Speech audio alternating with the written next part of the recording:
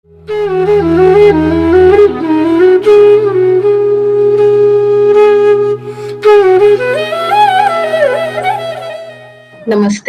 तत्वबोध सत्संग में आप सभी का स्वागत है।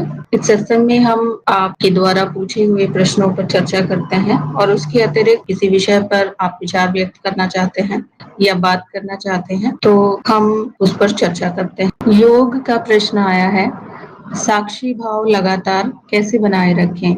साक्षी भाव बनाए रखने के लिए कुछ करने की आवश्यकता नहीं होती है। साक्षी भाव स्वतः आता है।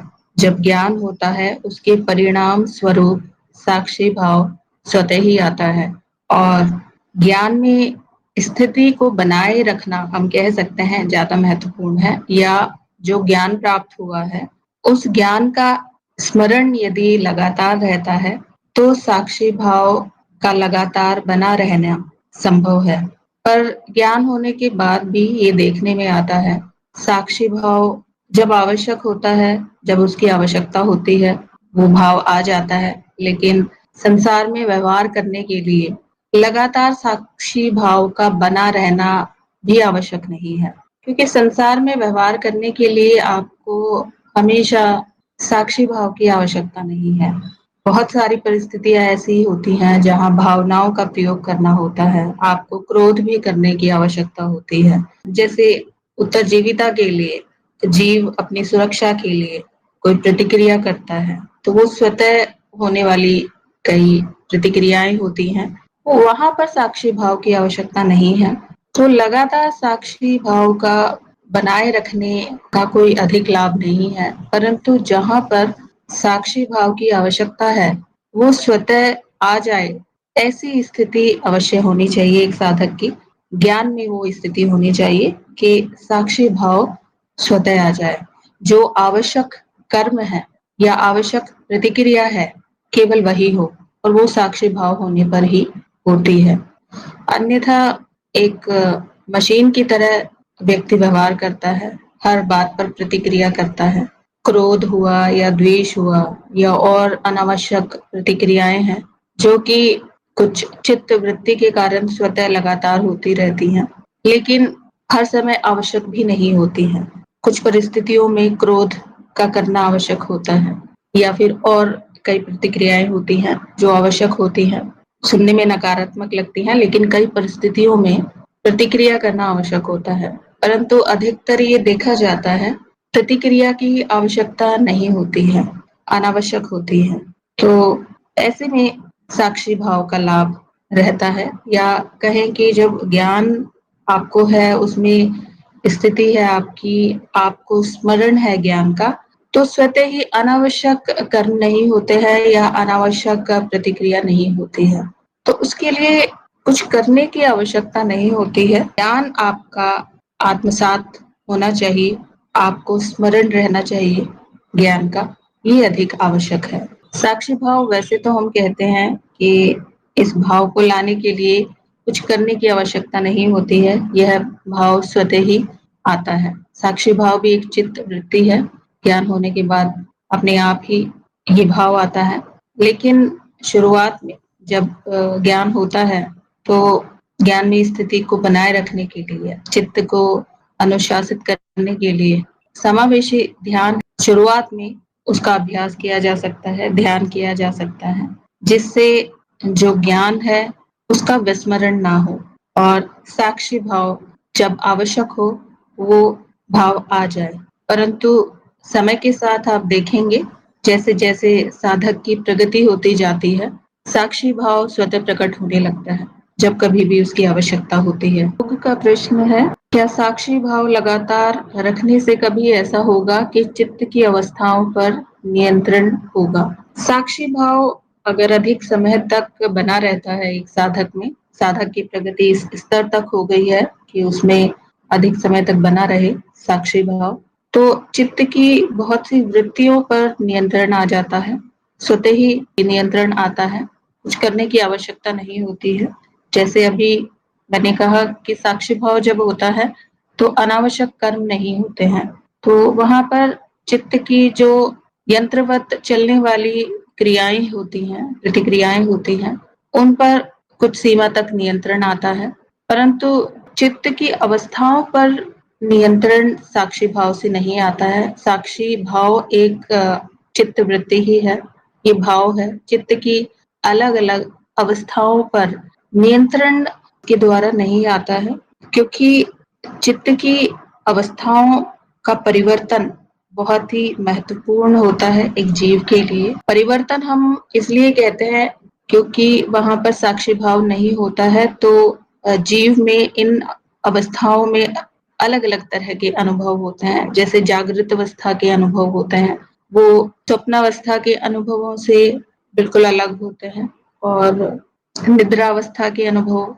बिल्कुल अलग होते हैं। बस वहाँ पर एक स्मृति होती है निद्रावस्था की, स्वप्नावस्था के अनुभवों की स्मृति बनती है, तो अनुभवों में वहाँ पर अंतर होता है। लेकिन साक्षी भाव जब लगातार बना रहता है, तो वहाँ पर इन अवस्थाओं का लगातार साक्षी बना रहना संभव होता है, परंतु अवस्थाओं पर नियंत्रण वहाँ पर नहीं होता है। सभी एक लगातार एक अनुभव के रूप में सभी अवस्थाएं दिखती हैं। परिवर्तन नहीं लगता है कि कोई परिवर्तन हो रहा है। जागृत अवस्था में जिस प्रकार के अनुभव हो रहे हैं और स्वप्नावस्था में जब अनुभव होता है, तो उनमें कोई अधिक अंतर प्रतीत नहीं होता है। तो चित्त की अवस्था परिवर्तित हुई है, ये पता ही नहीं चलता है, और वहाँ पर नियंत्रण की आवश्यकता भी नहीं होती है, और नियंत्रण करने वाला कोई है भी नहीं। ज्ञान के परिणाम स्वरूप साक्षी भाव एक जीव में आता है, या कहें ये चित्त वृत्ति विकसित वृत्ति है एक जीव की, मनुष्य की। ये प्रकट होती है जब ज्ञान होता है एक व्यक्ति को, लेकिन वहां पर नियंत्रण करने वाला कोई नहीं है। स्वप्नावस्था में जब साक्षी भाव होता है, वहां पर जो स्वप्न देख रहा है, स्वप्नों का अनुभव इस प्रकार से होता है, स्वप्नों में एक पात्र की तरह वहां पर आप उपस्थित नहीं होते हैं।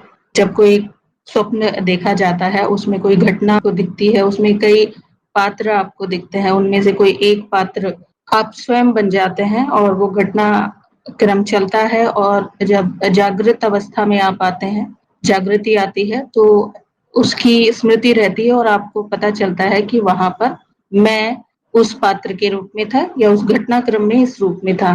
लेकिन जब चेतना होती है, तो वहां पर आपको अनुभव जिस प्रकार से होते हैं, वो जागृत अवस्था के अनुभव की तरह ही होते हैं। आप उनको केवल देख रहे होते हैं, और एक पर्दे पर आपको अनुभव उभरता हुआ दिखता है, या जो भी घटना है वो उभरती हुई दिखती है। जागृत अवस्था में भी आपको अनुभव इसी प्रकार से होते हैं। तो वहां पर आपको बहुत अंतर नहीं लगता है जब साक्षी भाव होता है। सब कुछ आपको होता हुआ दिखता है, या आपके अनुभव में आता है, क्योंकि वहां पर आप अपने स्वरूप में स्थित होते हैं, साक्षी भाव में होते हैं। वहां पर तादाद में नहीं होता है उस घटना के साथ, या किसी पात्र के रूप में आप वहां नहीं होते। तो इस प्रकार से अवस्थाओं का अनुभव होता है जब साक्षी भाव लगातार रहता है। तो वहां पर कोई विशेष नियंत्रण की आवश्यकता नहीं होती है, ना ही नियंत्रण आता है। लगातार अनुभव होते हैं, ये ज्ञान होता है। जय सिंह जी का प्रश्न है, अनुभवकर्ता और चित्त दोनों पूरी तरह स्वतंत्र हैं। साक्षी भाव में रहते हुए चित्त के संबंध में दृष्टिकोण क्या होना चाहिए, और चित्त का वर्जन या स्वीकार के संबंध में दृष्टिकोण क्या होना चाहिए। जैसे आपने कहा, अनुभवकर्ता और चित्त दोनों पूरी तरह स्वतंत्र हैं। ऐसा प्रतीत होता है कि अनुभवकर्ता चित्त है, और चित्त पूरी तरह से अलग एक स्थिति है। शुरुआत में ही पहले तो ये समझ लेना आवश्यक है, अनुभवकर्ता और चित्त, चित्त वृत्ति के उदय होते ही अनुभवकर्ता और अनुभव में विभाजन होता है। अन्यथा अनुभव और अनुभवकर्ता या चित्त एक ही है, एक ही अस्तित्व के भाग हैं। इसमें अनुभवकर्ता को हम इस तरह से भी समझ सकते हैं कि अस्तित्व ही अनुभव करता है, बस विभाजन के कारण अनुभवकर्ता ही अनुभव के रूप में प्रतीत होता है। अनुभवकर्ता का ही एक रूप है ये सारे अनुभव या चित्त। परंतु विभाजन यदि ना हो तो केवल अनुभव क्रिया है, वहां पर ना अनुभवकर्ता अलग से है, ना अनुभव अलग से है, केवल अनुभव क्रिया है, अस्तित्व है। परंतु विभाजन के कारण अनुभवकर्ता और अनुभव दो अलग तरह से स्वतंत्र अस्तित्व के रूप में प्रकट होते हैं या ऐसा अनुभव में आता है। अब आपका कहना है, साक्षी भाव में रहते हुए चित्त के संबंध में दृष्टिकोण क्या होना चाहिए? साक्षी भाव स्वयं एक चित्त वृत्ति है। जीव में अलग अलग चित्त वृत्तियां होती हैं। एक स्तर तक विकास होने पर जब जीव में ज्ञान का उदय होता है या ज्ञान होता है जीव को, तो एक नई चित्त वृत्ति प्रकट होती है या कहें विकसित चित्त वृत्ति प्रकट होती है, जो कि साक्षी भाव है। और साक्षी भाव में केवल अनुभवों को जैसे वो हैं उस प्रकार से देखने का एक दृष्टिकोण होता है। वहां पर विभाजन नहीं किया जाता है अनुभवों का। अनुभव जो कि चित्त है, साक्षी भाव स्वयं एक चित्त है। इस चित्त वृत्ति के कारण ही अनुभवों को वैसे ही देखा जाता है जैसे वो हैं। उन पर कोई आरोपण नहीं होता है कि ये अच्छा अनुभव है या ये बुरा अनुभव है।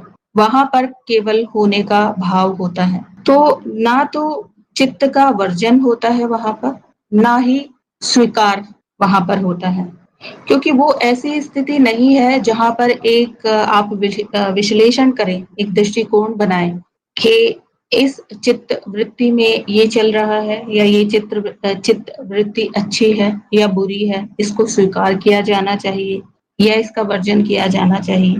साक्षी भाव केवल होने का भाव है। अनुभव कर्ता में स्थिति के प्राप्त होने का भाव है। अनुभवकर्ता का ज्ञान होना साक्षी भाव है और अनुभवकर्ता का ज्ञान साक्षी भाव के द्वारा होता है। और उस ज्ञान में जब स्थिति प्राप्त होती है वहां पर चित्त वृत्ति तो बनी रहती है। साक्षी भाव स्वयं एक चित्त वृत्ति है, वो चित्त वृत्ति बनी रहती है, अनुभव होते रहते हैं, अनुभवकर्ता और अनुभव का विभाजन बना रहता है, परंतु वहां पर कोई दृष्टिकोण नहीं होता है अच्छे या बुरे का, या उसको स्वीकार करने का या उसका विरोध करने का। तो ऐसी स्थिति होती है साक्षी भाव की। वहां पर ये भी पता चलता है कोई करने वाला नहीं है, जो कुछ हो रहा है स्वतः हो रहा है।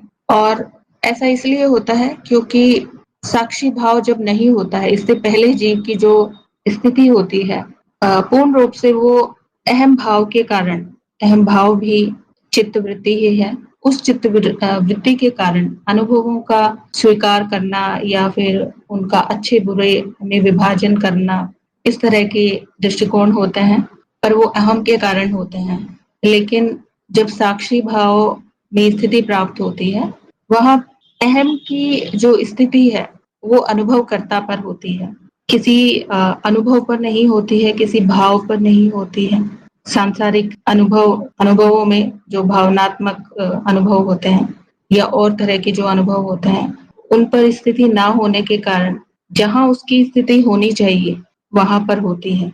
तो वहां पर कोई दृष्टिकोण शेष नहीं रहता है। अहम के कारण ही दृष्टिकोण की बात आती है चित्त के बारे में। तो साक्षी भाव में ऐसा कुछ नहीं होता है, वहां पर केवल होने का भाव होता है और अनुभव जैसे हैं उनको वैसे देखने का भाव होता है। केवल अनुभव किए जाते हैं वहां पर, उनका कोई वर्गीकरण नहीं होता है, स्वीकार या अस्वीकार करने का कोई प्रश्न नहीं होता है वहां पर। योग ने आगे प्रश्न किया है, मुझे स्वप्न में कभी कभार पता चल जाता है कि ये स्वप्न है, फिर मेरा दृष्टिकोण बिल्कुल बदल जाता है। उसमें कोई घटना या आने खोने का भय ही खत्म हो जाता है। उस स्वप्न में जो संसार प्रकट होता है उसे देखने का दृष्टिकोण ही भिन्न हो जाता है। और जैसे ही स्वप्न टूटता है तो ध्यान जागृत अवस्था पर होता है। तो क्या कभी ऐसा भी होगा कि जागृत अवस्था में भी कभी वैसा ही दृष्टिकोण होगा जैसे कि स्वप्न में था? क्योंकि जागृत में सभी चीजों से जुड़ाव होता है और हर अनुभव का असर होता है। क्या जागृत अवस्था भी स्वप्न की तरह ही कभी टूटेगी और सामने एक अलग ही संसार होगा जो उतना ही सच झूठा होगा जितना स्वप्न या जागृत में था?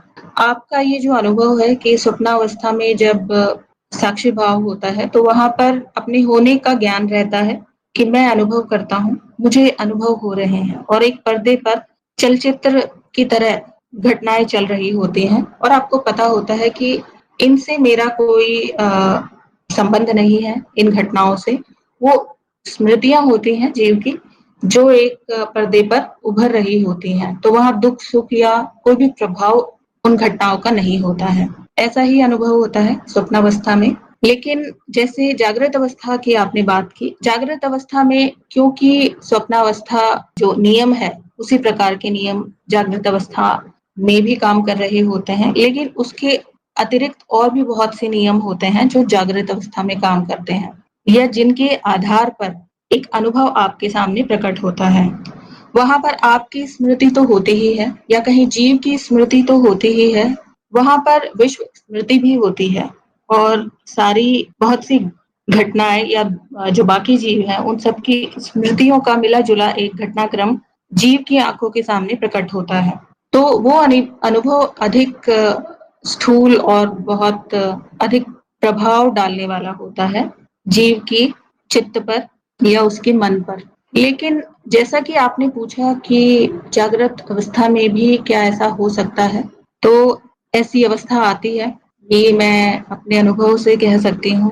बीच लगातार ये स्थिति नहीं बनी रहती है, पर बीच बीच में ऐसी अवस्था आती है। ज्ञान में जब स्थिति बहुत दृढ़ होती है, साक्षी भाव आपका काफी समय तक बना रहता है, तो आपको सब एक खेल की तरह ही लगता है। बहुत विचलित करने वाली घटना भी आपको उतना विचलित नहीं करती है, असर नहीं डालती है। कई बार तो बहुत ही हास्यास्पद सा लगता है जो आंखों के सामने घटनाएं हो रही हैं, तो उनका कोई विशेष कारण सा प्रतीत नहीं होता है। बस ऐसे लगता है कि स्मृतियों का खेल सा आपकी आंखों के सामने चल रहा है, वो अधिक प्रभावित नहीं करती हैं। पर वो हमेशा वैसी स्थिति बनी रह सकती है या नहीं, इसके विषय में मैं नहीं बता सकती, क्योंकि मेरा अनुभव कुछ समय तक का है। कुछ शुरुआत में जब ज्ञान हुआ था, चेतना बहुत अधिक समय तक रहती थी, तो अधिक समय तक मुझे ऐसा अनुभव रहता था, सब कुछ स्वप्न की तरह प्रतीत होता था। और इसका प्रमाण या फिर क्या ऐसा हो सकता है, इसको प्रमाण लाने के लिए चेतना को अधिक समय तक बनाए रखने की आवश्यकता है, या कहीं चेतना स्वतः ही बनती है। बार बार ये बात आ जाती है चेतना को कैसे बनाया जाए। चेतना स्वतः ही अधिक समय तक बनी रहती है यदि ज्ञान में स्थिति है। चित्त एक स्तर तक यदि शुद्ध हो गया है, बहुत अधिक शुद्ध है, बहुत वासनाएं नहीं है, बाकी चित्त वृत्तियों में कोई ग्रंथि नहीं है, किसी तरह की कोई अशुद्धि नहीं है, तो चेतना अधिक समय तक स्वतः ही प्रकट रहती है।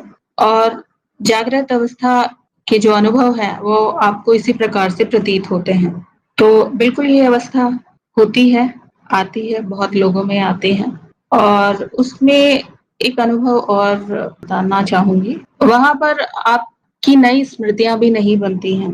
जैसे साक्षी भाव है, आपके सामने कोई घटना चल रही है, कितनी ही वो इंटेंस है, कोई घटनाक्रम चल रहा है, उस समय आप पूरी तरह से उस घटना में जुड़े हुए हैं, लेकिन अगले दिन उस घटना की स्मृति उस तरह से मन पर या चित्त पर नहीं छपी होती है जैसे कि पहले होता था। ज्ञान होने से पहले की जो स्थिति होती है, या अभी भी यदि आप देखें बहुत सालों पहले की जो घटनाएं हैं एक व्यक्ति के जीवन में घटी हुई, बहुत अच्छी घटनाएं या बहुत बुरी घटनाएं, अक्सर बहुत बुरी घटनाओं की जो स्मृतियां हैं चित्त पर अपनी छाप छोड़ जाती हैं। और वो स्मृतियां इस तरह से हैं कि आज भी यदि उस घटना को याद किया जाए तो वो दुख पहुंचाती है। ऐसा लगता है जैसे अभी भी वो पीड़ा है, और उस घटना को बार बार व्यक्ति जब भी याद करता है, मानसिक पीड़ा का अनुभव वो व्यक्ति करता है। लेकिन साक्षी भाव होने के बाद एक स्थिति ऐसी आती है, जैसे मैंने बताया, ये मैं अपना अनुभव बता रही हूँ, मेरे साथ रहा, काफी समय तक रहा, अभी भी ऐसे ही होता है। कोई घटना, मैं कितना ही उस घटना में हूँ, व्यवहार मेरा रहा हो उसमें, पूर्ण रूप से मैं उसमें लिप्त रही हूँ किसी घटना में, लेकिन अगले दिन वो मेरी स्मृति पर अंकित तो होती है, इस तरह से होती है कि जैसे मैं उसमें लिप्त नहीं थी, मैं वहां होकर भी, व्यवहार करके भी वहां पर नहीं थी, क्योंकि वहां पर जीव के साथ तादात्म्य नहीं होता है। अहम का तादात्म्य जब जीव के साथ, शरीर के साथ, भावनाओं के साथ, दूसरे लोगों के साथ बहुत अधिक होता है, तो एक भावनात्मक स्मृति के रूप में मन पर अंकित हो जाती है, और उसी प्रकार का अनुभव बार बार होता है। लेकिन जब साक्षी भाव होता है, उस घटना में पूर्णतः आप हैं, लेकिन फिर भी आप जब उस घटना को अगले दिन याद कर रहे हैं या बहुत समय बाद याद कर रहे हैं, आपकी स्मृति में आपको पता होगा ऐसे-ऐसे ये बातें हुई हैं, परंतु उनके साथ कोई भावनात्मक लगाव वहाँ पर अनुभव नहीं होता है या ऐसे नहीं लगता है कि आप वहाँ पर थे। ऐसे लगता है कि एक घटना हुई और बस वो जीव वहाँ पर था, जीव ने इस तरह से वहाँ पर व्यवहार किया। तो इस तरह के अनुभव भी हो सकते हैं और ये उसी तरह का अनुभव है जैसा आप पूछ रहे हैं कि संसार में जो अनुभव है वो सच और झूठ का वहाँ पर फिर कोई अर्थ नहीं रह जाता। जागृत अवस्था में भी स्वप्नावस्था की तरह ही होते हैं कि हाँ, एक स्वप्न सा आया था और अब कोई अर्थ नहीं है उस स्वप्न का और कुछ समय बाद हम वो व्यक्ति पूर्ण रूप से उसको भूल भी जाता है।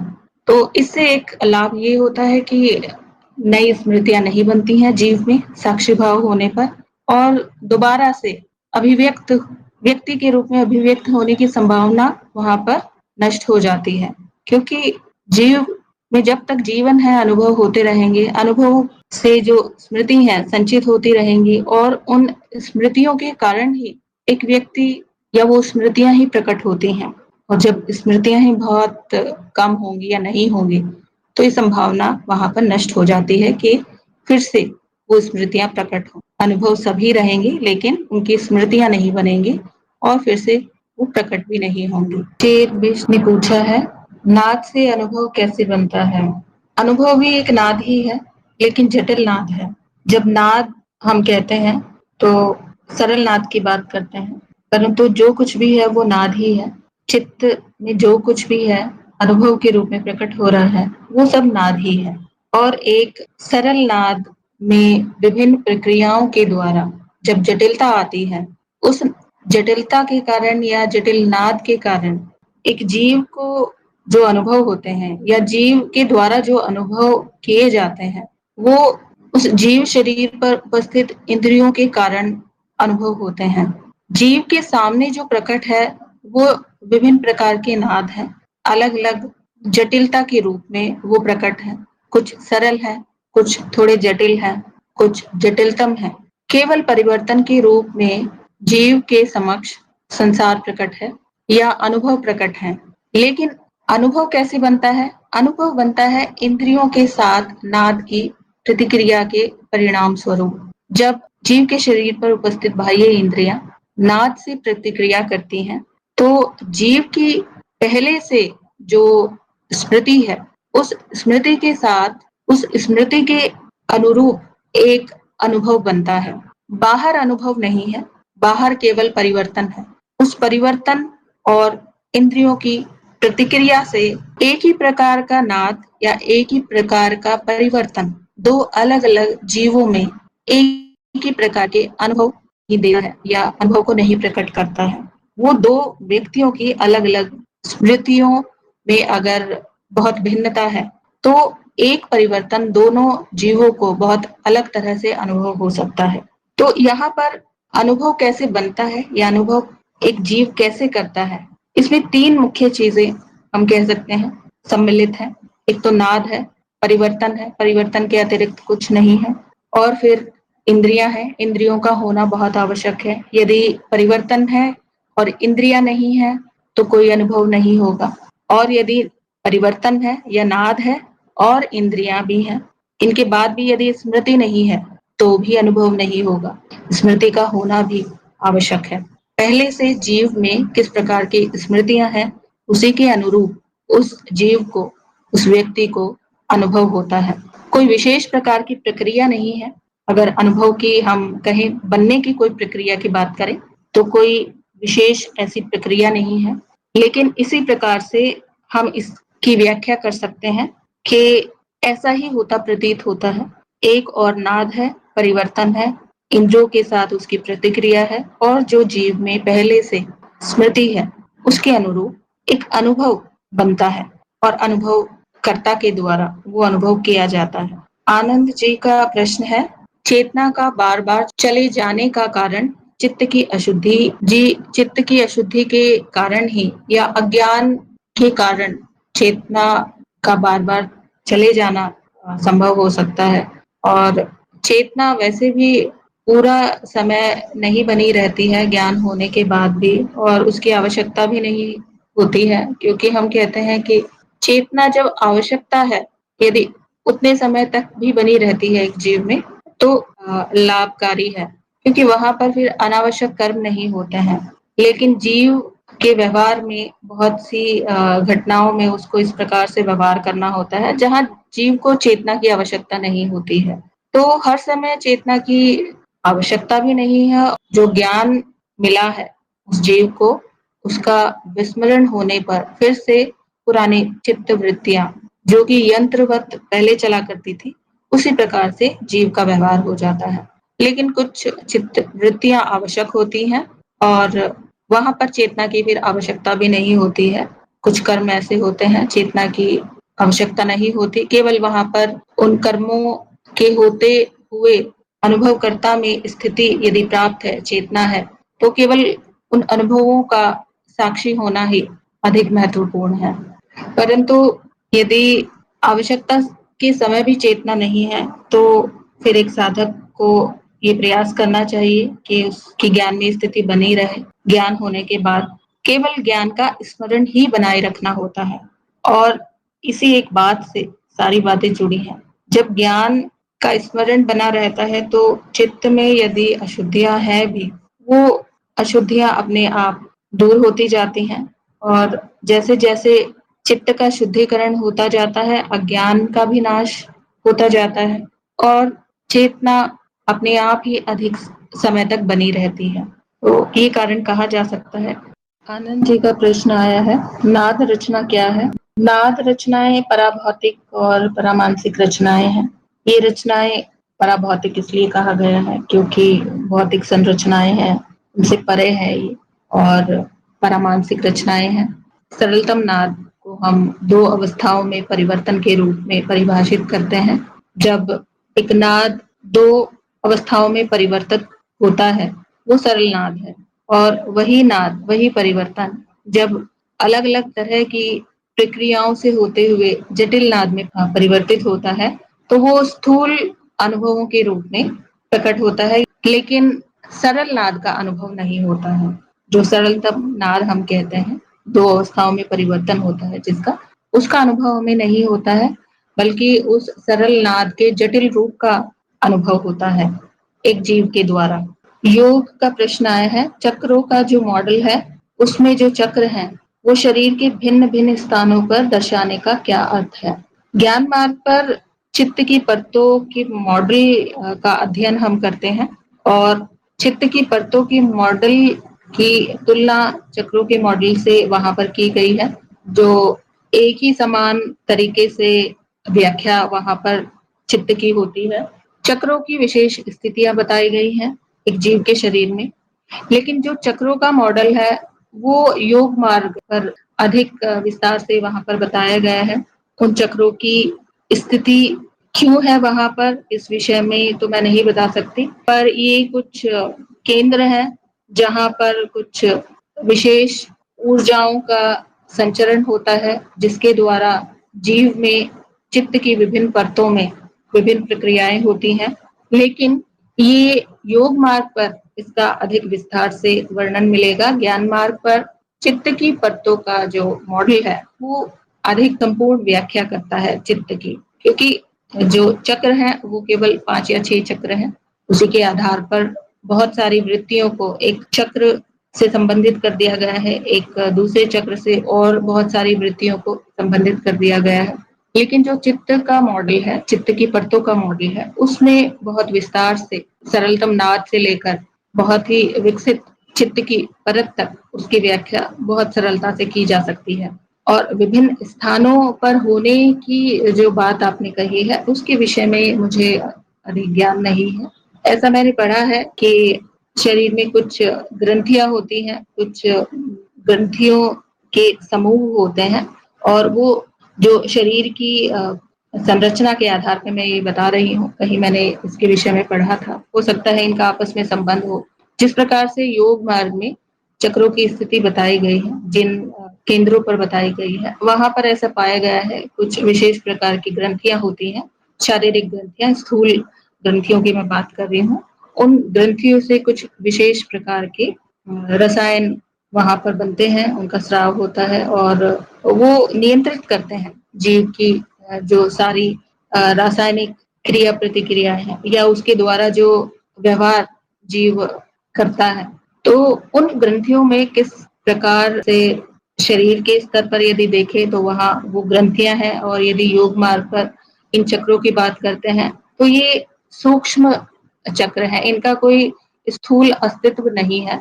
ध्यान के दौरान योगियों ने इन चक्रों की उपस्थिति की व्याख्या की है, और वहीं पर क्यों है तो उसके विषय में मैं अधिक नहीं बता सकती। हो सकता है इनका आपस में कुछ समानता हो या कुछ संबंध हो, जो ग्रंथियों के विषय में मैंने बताया कुछ विशेष प्रकार की ग्रंथियां होती हैं, ऐसा संभव है। जैसे एक ग्रंथि के विषय में यदि मैं बात करूं, जो आज्ञा चक्र है, आज्ञा चक्र का संबंध भौतिक शरीर में एक ग्रंथि होती है, पीनियल ग्रंथि जिसको कहा जाता है, उससे बताया जाता है। आज्ञा चक्र हम जानते हैं साधक की स्थिति वहां तक विकसित होने पर एक अलग तरह की स्थिति होती है, या कहें साधक की आध्यात्मिक प्रगति जब बहुत अधिक हो जाती है तो आज्ञा चक्र उसका विकसित होता है, जागृत हो जाता है। और शारीरिक विज्ञान के आधार पर यदि कहा जाए तो किसी व्यक्ति में बहुत ही असाधारण रूप से कुछ योग्यताएं आ जाती हैं, बुद्धि की, कलात्मक अभिव्यक्ति की और कई प्रकार की। ऐसे व्यक्तियों में उस ग्रंथि का सक्रिय होना पाया जाता है। बहुत सी घटनाओं को देख लेना, स्वप्नावस्था में बहुत सी भविष्य की घटनाओं को देख लेना, ऐसे ही अनेक प्रकार की बहुत ही असाधारण गुण उस व्यक्ति में आ जाते हैं। तो इस प्रकार से वहीं पर क्यों स्थिति है इसके बारे में कहना कठिन है, परंतु इनका संबंध आपस में हो सकता है, इन ग्रंथियों का या इन चक्रों का। तो इतना ही मैं बता सकती हूँ इस विषय में। आज का सत्संग हम यहीं पर समाप्त करेंगे। सत्संग से जुड़ने के लिए आप सभी साधकों का बहुत बहुत धन्यवाद।